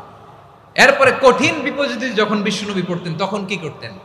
এমন বিপদ মাঝে মাঝে হয় না, দেয়ালে পিঠ থেকে যায়, চোখে মুখে অন্ধকার, কি করব দিশা খুঁজে পাই না, এরকম হয় কখনো? হ্যাঁ, আপনাদের হয়? হয় না? তো জান্নাতে আছেন আপনারা। হয় হয় এরকম হয়েছে না যে দেয়ালে পিঠ থেকে গেছে, চোখে মুখে অন্ধকার, কই যাব, কি করব, বাঁচানোর কেউ না, এরকম হয়েছে কখনো আপনাদের? যদি হয় তাইলে এটার সলিউশন বলবো, না হইলে তো এগুলো বলে লাভ নাই। হয় হয় হয় বিশ্বনবী এরকম কঠিন বিপদে পড়েছেন জীবনের কিছু কিছু মুহূর্তে। ওই মুহূর্তে বিশ্বনবী স্পেশাল দুইটা দোয়া পড়তেন। এই দোয়াগুলো আপনাদেরকে জানিয়ে দেয়। বিশ্বনবী বলেন, কঠিনতম বিপদে যখন পড়বা, দেয়ালে পিঠ থেকে যায়, চোখে মুখে অন্ধকার, বাঁচার কোনো উপায় নাই, তখন পড়বা লা ইলাহা ইল্লা আনতা সুবহানাকা ইন্নী কুনতু মিনাজ জালিমিন। আল্লাহ, তুমি ছাড়া কোনো ইলাহ নাই, তুমি পবিত্র, নিশ্চয় আমি জালিমদের অন্তর্ভুক্ত। সুবহানাল্লাহ বলেন। এই দোয়া সাইয়েদনা ইউনূস আলাইহিস সালাম পড়েছিলেন যখন মাছের পেটে ছিলেন। কিসের পেটে? এবং অনেক মুফাসসিরিন ইকরাম বলেছেন, অনেক আহলুল ইলমরা বলেছেন, এটা হচ্ছে ইসমে আজম। ইসমে আজম এমন দোয়া যেটা দিয়ে দোয়া করলে আল্লাহ দোয়া কবুল করে, কিন্তু এটা কোনটা, এটা নিয়ে ইখতিলাফ আছে। কোন কোন আহলুল ইলম বলেন এই লা ইলাহা ইল্লা আনতা সুবহানাকা ইন্নী কুনতু মিনাজ জালিমিন, এটা হচ্ছে ইসমে আজম। সাইয়েদনা ইউনূস আলাইহিস সালাম পড়েছেন। আপনারা পড়েননি? তুফান হইলে পড়েন না? আমাদের এলাকায় তো এটা খুব, এটার উপর ব্যাপক আমল আছে। পটুয়াখালীতে কি অবস্থা বলেন? পড়েন পড়েন পড়েন পড়েন। একটা গল্প শুনেছিলাম, পাক হানাদার বাহিনী যখন বাংলাদেশে অ্যাটাক করত, ৭১ সালের ঘটনা বলতেছে, আমরা তো দেখি নাই, শুনছি আর কি। ৭১ যদি দেখতাম এতদিনে রাজাকার হয়ে যেতাম। আল্লাহ আমাদেরকে বাঁচাই দিছে, আল্লাহর মেহেরবানি, ঠিক কিনা বলেন? মন মতো হইলে মুক্তিযোদ্ধা, মন মতো না হইলে রাজাকার। কত কিছু দেখলাম এই শাহবাগের বুকে। আল্লাহ, ৭১ সালে দেখি নাই, আমরা শুনেছি পাক হানাদার বাহিনী জিজ্ঞেস করত মুসলিম না অমুসলিম চেক করার জন্য, বলতো কালেমা বল, কালেমা বাতাও। তো যারা কালেমা বলতে পারতো পাকিস্তানি বাহিনী নাকি ওদেরকে ছেড়ে দিত, শুনেছি। তো একজনকে, এক বাঙালিরে পেয়ে তার মাথার মধ্যে বন্দুকর নল ধরে বলতেছে কালেমা বল সালে, কালেমা বাতা, কালেমা বল। তো ভয়ের চোটে এই দোয়া পড়া শুরু করছে। ও পড়তেছে লা ইলাহা ইল্লা আনতা সুবহানাকা ইন্নী কুনতু মিনাজ জালিমিন। পাকিস্তানি বলে সালে ইয়ে তো মুসিবত কা কালেমা है। বাঙালি কয় হাম তো ভি মুসিবত মে है। পাকিস্তানি বলে বেটা কোন দোয়া বললি, এটা তো মুসিবতের কালেমা। কয় আমিও তো মুসিবতে আছি। আমার মাথার মধ্যে বন্দুক ধরে তুমি আমারে কালেমা জিজ্ঞেস করো, এখন কোনটা কালিমা আর কোনটা কি, তো আমার হুশ আছে নাকি? প্রিয় ভাইরা, আসলে এটা দুআউল মুসিবা, বিপদে পড়লে এ দোয়া পড়তে হয়। লা ইলাহা ইল্লা আনতা সুবহানাকা ইন্নী কুনতু মিনাজ জালিমিন। এটা পড়বেন আপনারা। এই দোয়া পড়ে সাইয়েদনা ইউনূস আলাইহিস সালাম মাছের পেট থেকে রক্ষা পেয়েছিলেন। রক্ষা করেছিল কে? তুমি ইউনূস নবীরে যখন খাইলো মাছেতে গিলিয়া, ফেরেশতা পাঠাইয়া দিলে ইসমে আজম দিয়া, প্রাণে ছিল যাহার ভয় সেথা পাইল আশ্রয়, প্রাণে ছিল যাহার ভয় সেথা পাইল আশ্রয়, মাছের পেট হতে সে যে পেল পরিত্রাণ। আল্লাহু আল্লাহু তুমি জাল্লে জালালুহু, শেষ করা তো যায় না গে তোমার গুণগান। আল্লাহু আল্লাহু, সুবহানাল্লাহ পড়ে। লা ইলাহা ইল্লা আনতা সুবহানাকা ইন্নী কুনতু মিনাজ জালিমিন। বিশ্বনবী বললেন, দেয়ালে পিঠ থেকে গেলে, চোখে মুখে অন্ধকার, বাঁচার কোনো উপায় নাই, তখন এই দোয়াটা পড়তে হবে। এই দোয়া পড়ে আল্লাহর কাছে ফরিয়াদ করলে বিপদ মুক্ত করবেন কে? কেন এই দোয়াটা আল্লাহর কাছে বড্ড প্রিয় জানেন আমার ভাইয়েরা? কারণ এই দোয়ার মধ্যে তিনটা জিনিস আছে। আমি যেরকম আঙ্গুল উঁচু করেছি এরকম করেন তো। তিনটা। কয়টা?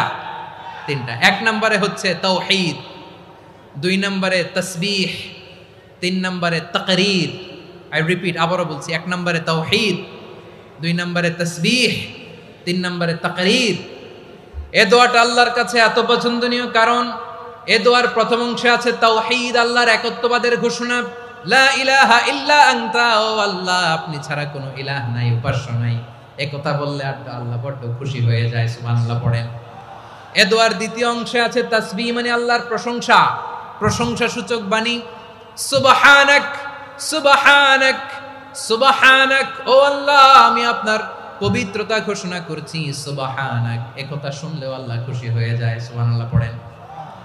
এই দোয়ার তৃতীয় অংশে আছে তাকরীর। তাকরীর মানে পাপের স্বীকৃতি। তাকরীর মানে কি? তাকরীর মানে পাপের স্বীকৃতি। এই দোয়ার তৃতীয় অংশে আছে ইন্নী কুনতু মিনাল জালিমিন, ও আল্লাহ আমি জালিমদের অন্তর্ভুক্ত। আল্লাহ আল্লাহ আমি জালেম, আল্লাহ আমি ভুল করেছি, অন্যায় করেছি, আল্লাহ আমি জালেমদের অন্তর্ভুক্ত। এই পাপের স্বীকৃতি, অ্যাকনোলেজমেন্ট আল্লাহ বড্ড পছন্দ করে। যখন আল্লাহর কাছে আপনি ছোট হবেন, ছোট হতে হতে যত ছোট হবেন, ওই দৃশ্যটা দেখতে আল্লাহ বড্ড পছন্দ করে। সুবহানাল্লাহ বলেন। তিন নম্বর অংশ ইন্নী কুনতু মিনাজ জালিমিন, আল্লাহ আমি জালেমদের অন্তর্ভুক্ত। সাইয়েদনা আদম আলাইহিস সালাম ভুল করে যখন নিষিদ্ধ গাছের ফুল খেয়ে ফেললেন, ফল খেয়ে ফেললেন, আল্লাহ বললেন আদম ক্ষমা পেতে চাইলে তুমি আর হাওয়া মিলে স্বীকৃতি দাও, পাপের স্বীকৃতি আর পড়ো। রব্বানা যালামনা আনফুসানা ওয়া ইল্লাম তাগফির লানা ওয়া তারহামনা লানাকুনান্না মিনাল খাসিরিন। ও আল্লাহ আমি আদম আর হাওয়া, যালামনা আনফুসানা, আমরা আমাদের নফসের উপর বড্ড জুলুম করেছি। আল্লাহ ওয়া ইল্লাম তাগফির লানা ওয়া তারহামনা, আপনি যদি ক্ষমা না করেন, আপনি যদি দয়া পরবশ না হন, আপনি যদি রহম না করেন, আমরা তো ক্ষতিগ্রস্তদের মধ্যে শামিল হয়ে যাব। এই দোয়া করার সাথে সাথে সাইয়েদনা আদম আর হাওয়া আলাইহিস সালামকে ক্ষমা করে দিলেন কে? তাহলে এই দোয়ার তিন নম্বর অংশ তাকরীর, এটা আল্লাহ বড্ড পছন্দ করে। আমার কলিজার টুকরা ভাইয়েরা, গুনাহ করে শিকার যেতে হবে, এটা আল্লাহ ভালোবাসেন। সাইয়েদনা আবু বকর রাদিয়াল্লাহু তাআলা আনহু বিষ্ণু ইসা ইসলামকে বললেন, ইয়া রাসূলুল্লাহ আল্লিমনি দুআআন আদউ বিহি ফি সলাতি, নবী হে আপনি আমার এমন একটা স্পেশাল দোয়া শিখায়া দেন যে দোয়াটা আমি নামাজে পড়ব। নবী বললেন, তাহলে তুমি পড়ো আল্লাহুম্মা ইন্নী যালামতু নাফসি যুলমান কাসীরান ওয়া লা ইয়াগফিরুয যুনুবা ইল্লা আনতা ফাগফিরলি মাগফিরাতাম মিন ইনদিকা ওয়ারহামনি ইন্নাকা আনতাল গফুরুর রহিম। সুবহানাল্লাহ। সালাম ফিরানোর আগে পড়েন, কথা কয় না, পড়েন পড়েন। ও আবু বকর, নামাজে যদি দোয়া করতে মনে চায় এই দোয়াটা পড়বা, আল্লাহুম্মা ইন্নী যালামতু নাফসি, আল্লাহ জুলুম করেছি আমার নফসের উপর, যুলমান কাসীরা, অনেক জুলুম, ওয়া লা ইয়াগফিরুয যুনুবা ইল্লা আনতা, আপনি ছাড়া এই জুনুব, এই পাপ ক্ষমা করার দ্বিতীয় কোনো রব নাই। আছে? আল্লাহ ছাড়া আমাদের গুনাহ আর কে কে ক্ষমা করতে পারে বলেন তো? কে পারে? কে? এজন্য আল্লাহরে বলবেন, আল্লাহ আমি ছাড়া তোমার গোলামের অভাব নাই। ও আমার রব, আমি ছাড়া এই জমিনের বুকে তোমার গোলামের অভাব নাই, কিন্তু তুমি ছাড়া তো আমার দ্বিতীয় কোনো রব নাই। পারবেন বলতে? পারবেন? চোখের পানি ছেড়ে আল্লাহরে বলবেন, আল্লাহ তুমি আমার রব, তুমি আমার সব। কি বলবেন? আল্লাহ আমারে রব। সবাই বলুন, আল্লাহ আমারে রব, দমে দমে তনু মনে তারি অনুভব। আল্লাহ আমারে রব। আল্লাহরে বলেন, আল্লাহ তুমি আমার রব, তুমি আমার সব। আল্লাহ আমি ছাড়া এই জমিনে তোমার গোলামের অভাব নাই, তুমি ছাড়া আমার দ্বিতীয় কোনো রব নাই। এ কথা বলে চোখের পানি ছেড়ে আল্লাহরে স্বীকৃতি দেন, আল্লাহ আমি পাপী। আল্লাহ জামিনে আমার চেয়ে বড় পাপী আর কেউ নাই। অজু করে সিজদায় লুটিয়ে পড়ে চোখের পানি ছেড়ে আল্লাহরে পাপের স্বীকৃতি দেন, আল্লাহ এমন কোন জুলুম নাই, গুনাহ নাই আমি করি নাই, সগীরা কবিরা, জেনে না জেনে, ইচ্ছায় অনিচ্ছায়, শিরকি বেদাতি সব গুনাহ করেছি। আল্লাহ আকাশের নিচে জমিনের উপরে আমার চেয়ে বড় গুনাহগার আর কেউ নাই। চোখের পানি ছেড়ে আল্লাহরে বলেন, আল্লাহ আমি ছাড়া তোমার গোলামের অভাব নাই, তুমি ছাড়া আমার দ্বিতীয় কোনো রব নাই, তুমি ছাড়া তো কেউ আমার গুনাহ ক্ষমা করার নাই, তুমি আমার রব, তুমি আমার সব। বলতে পারবেন? এই তাকরীর আমার পটুয়াখালীর ভাইয়া, এই স্বীকৃতিটা দেখতে আল্লাহ বড্ড ভালোবাসে। কারণ আমরা সবাই গুনাহগার, আমরা সবাই কি?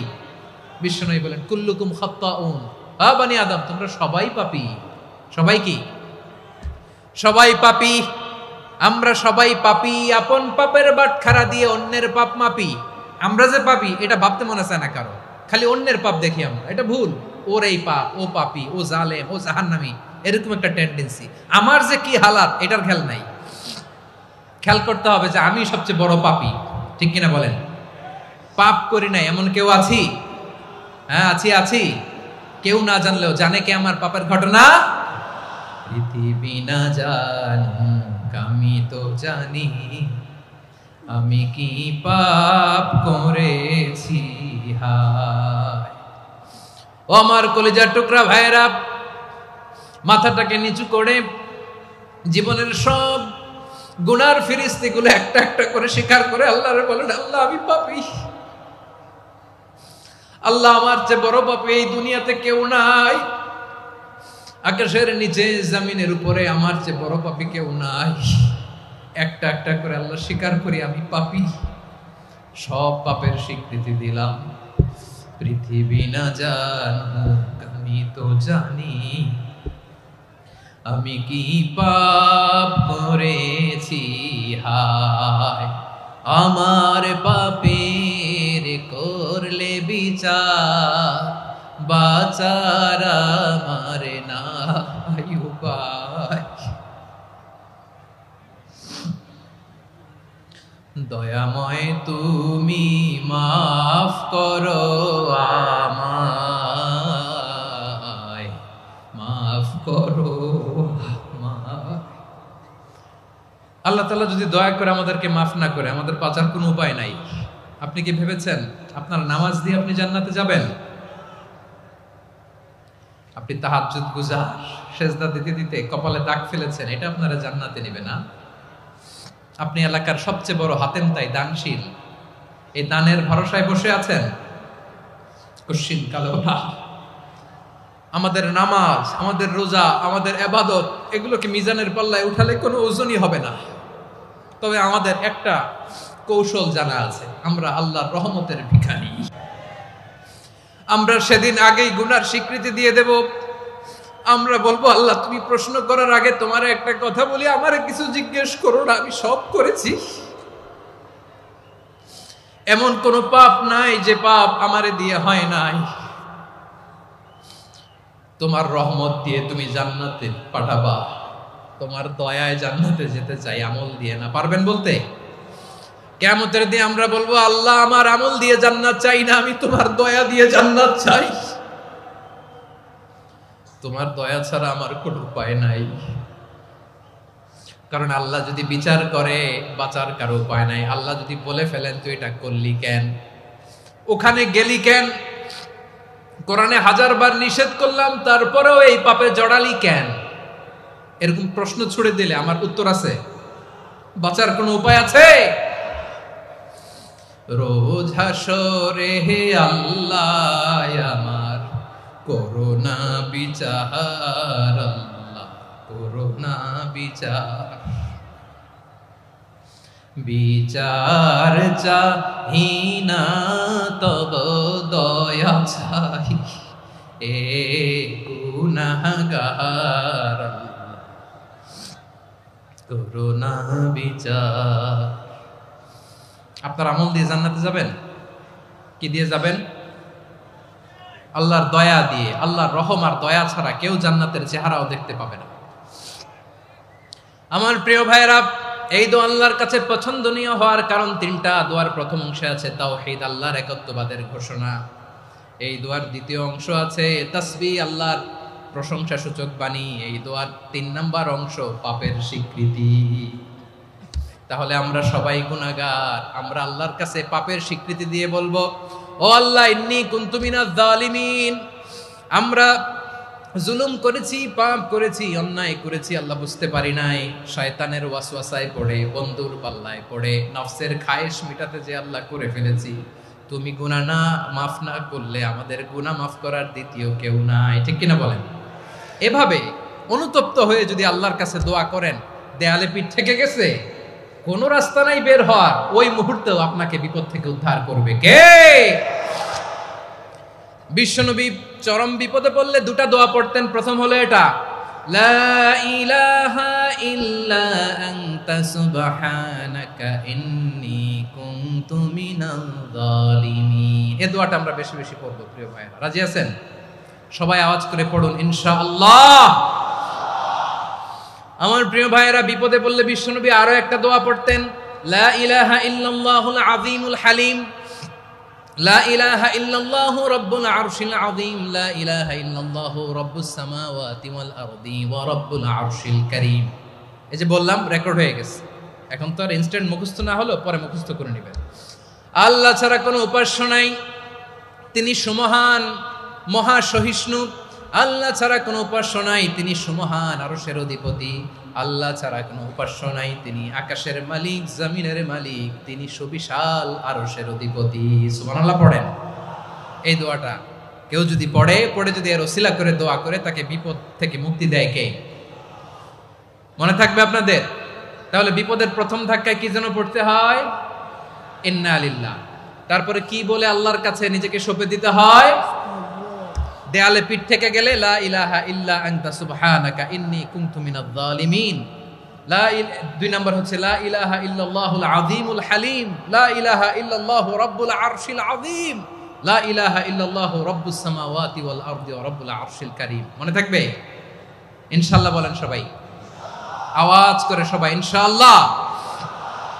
অনেক সময় এমন হয়, হঠাৎ বিপদের সম্মুখীন হই আমরা, রেডি হয়ে বের হইছে অফিসে, হঠাৎ অ্যাক্সিডেন্টে পড়ে যাই, হঠাৎ পেটের ব্যথায় অজ্ঞান। এরকম হয় না?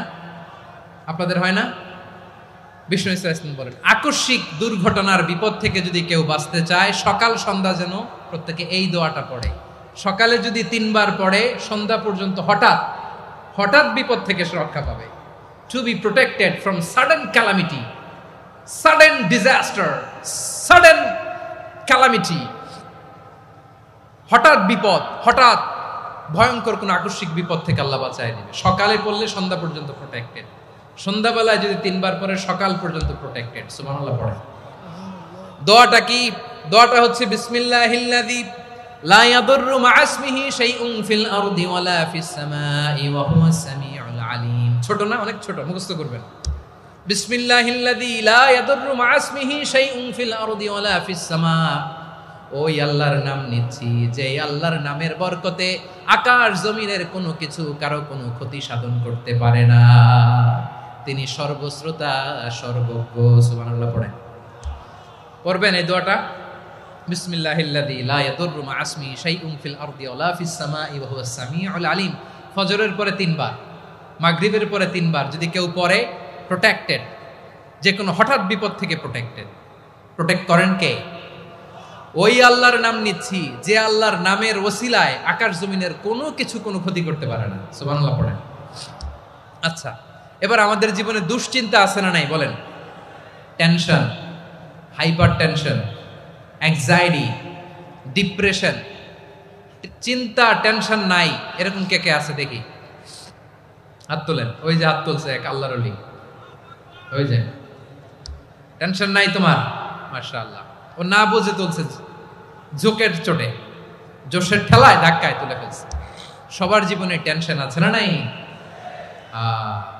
এই দুশ্চিন্তা, পেরেশানি, মারাত্মক পেরেশানি থেকে মুক্তি পাওয়ার জন্য বিষ্ণু ইসলাম দুটো দোয়া পড়তেন। কয়টা? অনেকগুলো পড়তেন। স্পেশাল দুটো দোয়া আজকে আপনাদের শিখায়া যাব, শুনবেন না? কষ্ট হচ্ছে? সংক্ষিপ্ত মুনাজাত দিয়ে দেই। ওরে আল্লাহ, আমি তো 9:30 ক্রস করে ফেলছি মাসুদ ভাই, খেয়াল করে নেই। আরো কয়েক মিনিট, ঠিক আছে ঠিক আছে। পেরেশানিতে পড়লে, টেনশনে পড়লে এই দোয়াটা, প্রিয় ভাইরা, বিষ্ণু ইসলাম যখন খুব বিপদে পড়তেন, দুশ্চিন্তা ওনাকে ঘিরে ধরতো, উনি পড়তেন ইয়া হাইয়ু ইয়া কাইয়ুম বিরহমাতিকা আস্তাগীথ, ইয়া হাইয়ু ইয়া কাইয়ুম বিরহমাতিকা আস্তাগীথ, ইয়া হাইয়ু ইয়া কাইয়ুম, হে শাশ্বত অবিনশ্বর, হে চিরঞ্জীব, বিরহমাতিকা আস্তাগীথ, তোমার রহমতের উসিলায় তোমার কাছে ফরিয়াদ করি। এটা পড়তেন। আবার আরেক বর্ণনায় এসেছে ইয়া হাইয়ু ইয়া কাইয়ুম বিরহমাতিকা আস্তাগীথ আসলিহ লি শা'নি কুল্লাহু ওয়ালা তাকিলনি ইলা নাফসি তারফাতা আইন। আসলিহ লি শা'নি কুল্লাহ, আল্লাহ আমার সবকিছু আপনি সেটেল করে দেন। আমাদের সব ঝামেলা সেটেল করে দিতে পারে কে? আমরা তো সেটেলমেন্টের জন্য এসপি সাহেবের কাছে যাই, ডিসি সাহেবের কাছে যাই, অমুক ভাইয়ের কাছে যাই, তমুক ভাইয়ের কাছে যাই। এই দোয়া পড়লে আরশের উপর থেকে আপনার ম্যাটার সেটেল করে দিবে কে? তাহলে পড়বেন ইয়া হাইয়ু, হে চিরঞ্জীব। হাইয়ু মানে চিরঞ্জীব, যিনি চিরকাল বেঁচে থাকবেন, মরবেন না। আল্লাহ মরবেন? তার কোনো লয় আছে? ক্ষয় আছে? সূরা রহমানে আল্লাহ বললেন কুল্লু মান আলাইহা ফানি ওয়া ইয়াবকা ওয়াজহু রাব্বিকা যুল জালালি ওয়াল ইকরাম ফাবিআইয়ি আলাই রাব্বিকুমা তুকাযিবান। জমিনে যা আছে সব ফান, ভ্যানিশ হয়ে যাবে, নিশ্চিহ্ন হয়ে যাবে, শেষ হয়ে যাবে, সব বিলুপ্ত হয়ে যাবে, একজন ছাড়া। জোরে বলেন তিনি কে? ইয়া হাইয়ু, আমার সাথে আওয়াজ করে পড়েন ইয়া হাইয়ু ইয়া কাইয়ুম ইয়া হাইয়ু ইয়া কাইয়ুম বিরহমাতিকা আস্তাগীথ আসলিহ লি শা'নি কুল্লা ওয়ালা তাকিলনি ইলা নাফসি তারফাতা আইন। এভাবে দোয়া করলে আপনাকে বিপদ মুক্ত করবে কে? এই দোয়াটা কেন পছন্দ আল্লাহর কাছে? কারণ এখানে আল্লাহর দুইটা সুন্দর নাম আছে, গুণবাচক নাম, আল হাই, আল কাইয়ুম, এই দুটো নাম আছে এখানে। আবার এই দুইটা আয়াতুল কুরসির অংশ। আয়াতুল কুরসির শুরু তো এটা আছে না নাই? হ্যাঁ, আছে না নাই? 3 নাম্বার কারণ, এটা ইসমে আজম। কোন দোয়াটা ইসমে আজম? যে দোয়া ওসিলায় দোয়া করলে আল্লাহ দোয়া ফেরায় না। অনেকগুলো মত আছে, সবচেয়ে ভ্যালিড মত হচ্ছে এটা, ইয়া হাইয়ু ইয়া কাইয়ুম, এর ওসিলা দিয়ে দোয়া করলে দোয়া কবুল করে কে? 2 নম্বরে বিশ্বনবী মারাত্মক বিপদে পড়লে আরেকটা দোয়া পড়তেন, আল্লাহুম্মা ইন্নী আবদুক। আগে দোয়াটা পড়ি, শুনেন। আল্লাহুম্মা ইন্নী আবদুক ওয়া ইবনু আবদিক ওয়া ইবনু আমাতিক নাসিয়াতি বিয়াদিক মাদিন ফিয়া হুকমুক আদলুন ফিয়া কাদাউক আসআলুকা বিকুল্লি ইসমিন হুয়া লাক সাম্মাইতা বিহি নাফসাক আও আনসালতাহু ফি কিতাবিক আও আল্লামতাহু আহাদাম মিন খালকিক أو استأثرت به في علم الغيب عندك أن تجعل القرآن ربيع قلبي ونور صدري وجلاء حزني وذهاب همي। سبحان الله পড়েন। বিষ্ণু বলতেন আল্লাহুম্মা ইন্নী আবদুক, ও আল্লাহ আমি আপনার গোলাম, ওয়াবনু আবদিক, গোলামের ঘরের গোলাম, ওয়াবনু আমাতিক, বাদির ঘরের গোলাম। মানে আল্লাহ আমি আপনার গোলাম, আমার বাবা আব্দুল্লাহ ছিল আপনার গোলাম, আমার মা আমিনা ছিল আপনার বাদী। মানে আমরা গোলাম বংশের, সব গোলাম। নিজেরে এর চেয়ে আর ছোট করে আল্লাহর কাছে উপস্থাপন করা যায় আমার ভাইরা? কথা কি বুঝতেছেন? নিজেকে এর চাইতে ছোট, নগণ্য আর তুচ্ছ করে আল্লাহর সাথে প্রেজেন্ট করা যায়?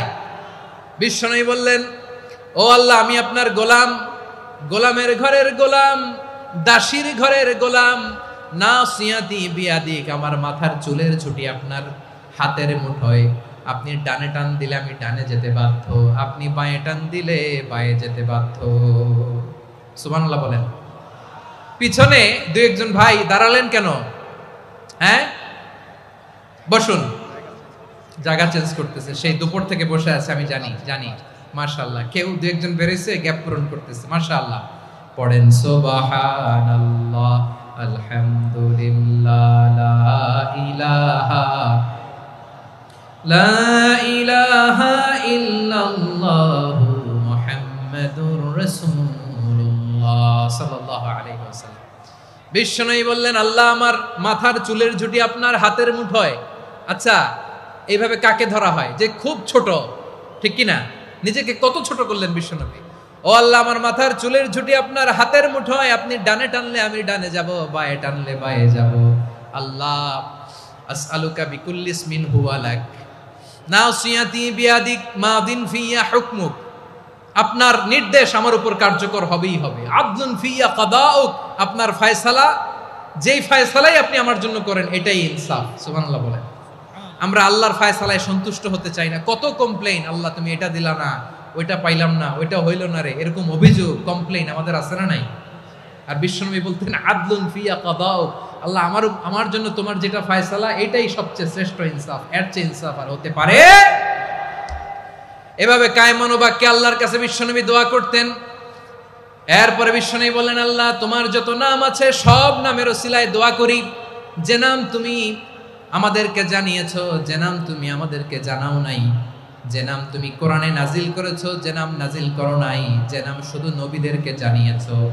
আর আল্লাহর এমন কিছু চমৎকার চমৎকার সুন্দর সুন্দর নাম আছে, এই নামগুলো রব্বুল আলামিন কাউকে জানাবে না। সুবহানাল্লাহ বলেন। আমরা তো 99 নাম জানি, 100 নাম জানি আল্লাহ, কিন্তু আল্লাহর এমনও কিছু নাম আছে যেগুলো আল্লাহ বিশ্বনবীরও জানায় নাই।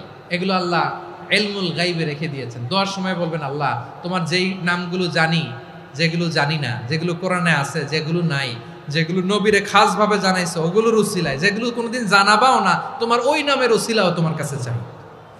আল্লাহ কোরআনকে আমার হৃদয়ের বসন্ত বানাও, আমার বক্ষের জ্যোতি বানাও, আমার চিন্তা দুশ্চিন্তা তুমি দূর করে দাও। বিশ্বনবী বললেন, এই কালিমাগুলো, এই বাক্যগুলো পড়ে যদি কেউ আল্লাহর কাছে ফরিয়াদ করে, তার হৃদয় থেকে দুশ্চিন্তা কাটিয়ে দিবে কে? পড়বেন, এই দোয়াগুলো পড়বেন। আচ্ছা, সব শেষে বলি, ঋণের বোঝায় যারা জর্জরিত, বিষ্ণু ইসলাম চমৎকার একটা দোয়া শিখিয়েছেন। আমাদের অনেকে ঋণের বোঝায় জর্জরিত, আছে না নাই? এদিকে কেউ আছেন? থাকলে হাত তোলার দরকার নেই, থাকলে এই দোয়াটা পড়বেন। এক সাহাবীর নাম আবু উমামা, নামাজের ওয়াক্ত ছাড়া উনি মসজিদে যেয়ে বসে আছে। বিশ্বনবী বললেন, কি রে আবু উমামা, নামাজের তো ওয়াক্ত হয় নাই, মসজিদে কি? সাহাবী বলে, হুমুমুন লাজিমাতনি ওয়া দুয়ুন, নবী গো, ঋণের বোঝায় এমন টেনশনে আছি, ঘরে থাকতে পারলাম না, মসজিদে চলে আসছে। বিশ্বনবী বলেন, আমি কি তোমার এমন একটা দোয়া শিখাবো যেটা পড়লে আল্লাহ তাআলা তোমার ঋণের বোঝা হালকা করে দিবেন? আবু উমামা বললেন, ইয়া রাসূলুল্লাহ, অবশ্যই শিখাবেন। বিশ্বনবী বললেন, তাহলে তুমি পড়বা, আল্লাহুম্মা ইন্নী আউযু বিকা মিনাল হাম্মি ওয়াল হাযান ওয়া আউযু বিকা মিনাল জুবনি ওয়াল বুখল ওয়া আউযু বিকা মিন গালাবাতিদ দাইনি ওয়া কাহরির রিজাল।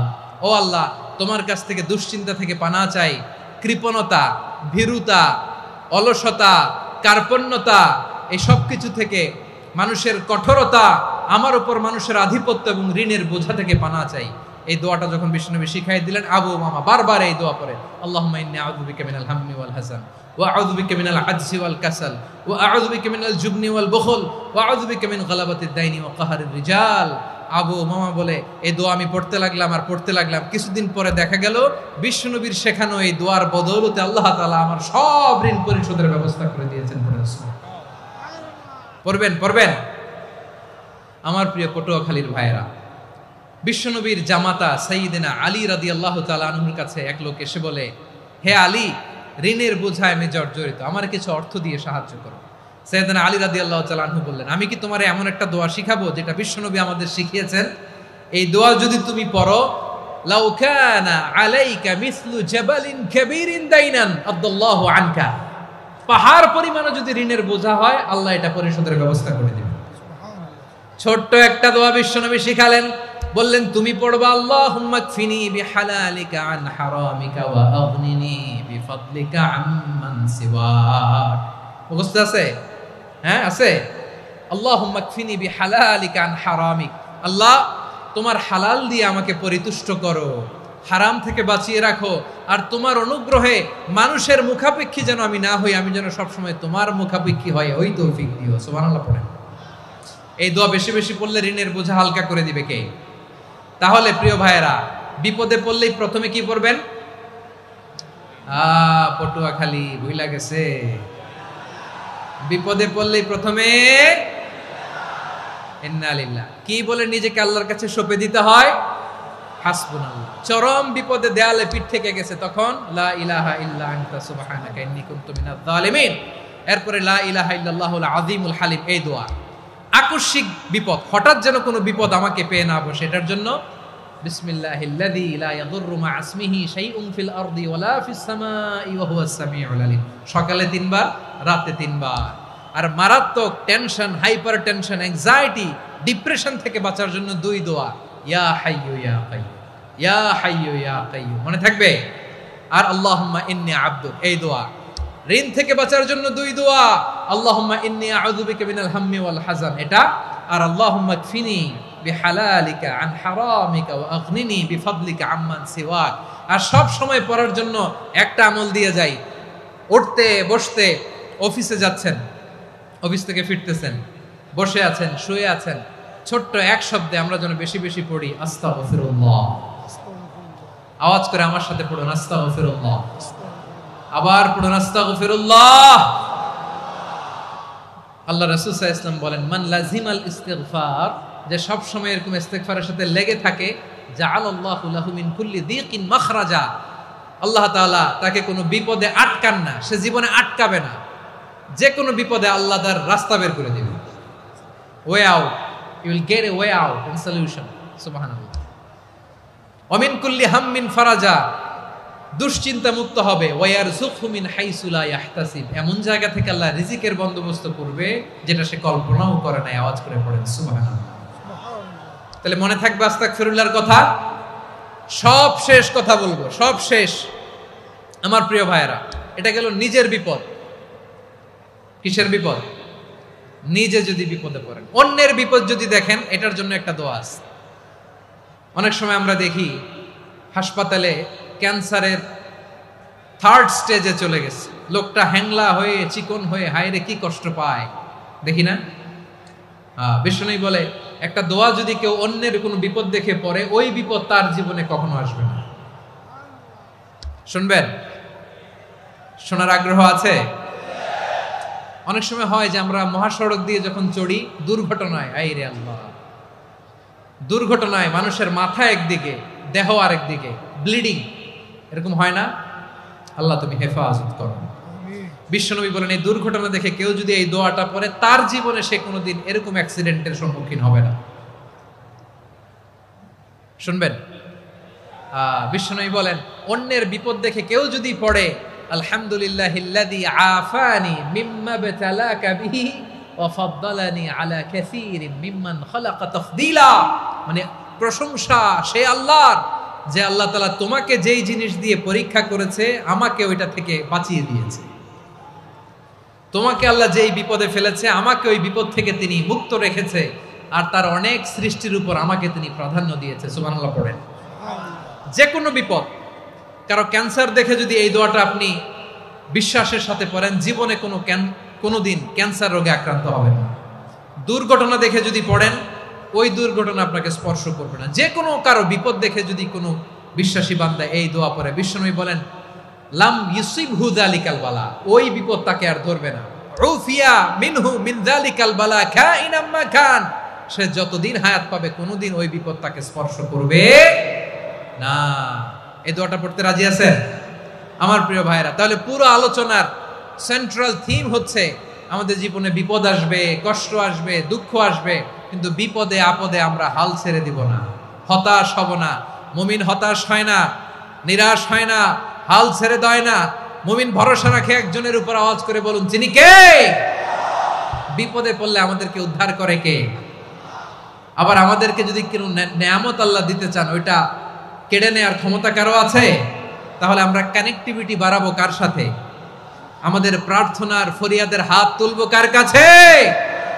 রাজি আছেন পটুয়াখালীর ভাইয়েরা? মনে থাকবে কথাগুলো? আল্লাহ তাআলা আমাদের সবাইকে কথাগুলো বোঝার ও আমল করার তৌফিক দান করুন।